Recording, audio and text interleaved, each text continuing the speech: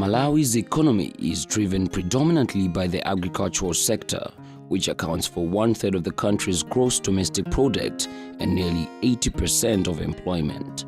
Due to poor access to inputs, services and markets, however, the vast majority of smallholder farmers have limited opportunities to engage in value addition. On behalf of the German government and the European Union, the Kulima More Income and Employment in Rural Areas of Malawi MIERA program aims to address these challenges. As part of its approach, the program has set up an inclusive contract farming advisory facility to provide needs-based and demand-driven support to its private sector partners for successfully developing and implementing inclusive contract farming schemes. Kulima MIERA invited agribusinesses to a joint workshop.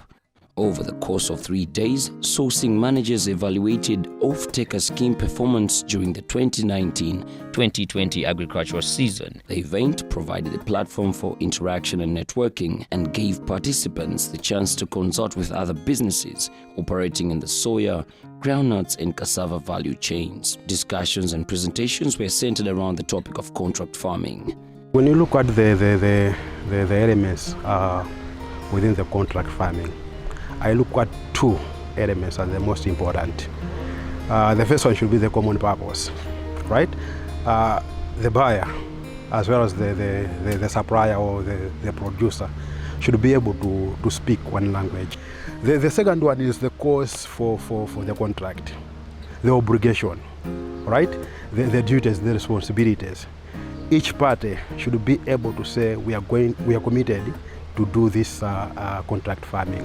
So as a sourcing manager, I must be aware of these 2 things. As a sourcing manager, some of the challenges we encounter is sometimes those farmers jump out of the contract. For example, if they have found maybe market which is maybe better than your contract, then they go off. So why do you have already planned that I have raw material? By the end of the day, you find out that you don't have. For most contract farming schemes that have been successful have been, especially whereby you have a little bit of monopoly on the buying side. Okay, or where the markets are a little bit closed. So when you enter into such contracts, because there's a determined market already that has to take that commodity, there you find that there's a lot of things that are working. But where we have now an open market in like another crops like legumes, it's most of the challenge because the inside selling and then the alternative markets are so huge that most of the times the schemes are too risky. The cooperatives are very important because they've got the bigger capacity because they are organized group. It's an organized group that may be different. Specific individual farmers have got pieces of land. They can grow, they can cultivate, they can do anything on the piece of the land. So together, because they work as a team, as a family, as a community, so together the production becomes very high. Contract farming benefits both producers as well as agro-processing firms.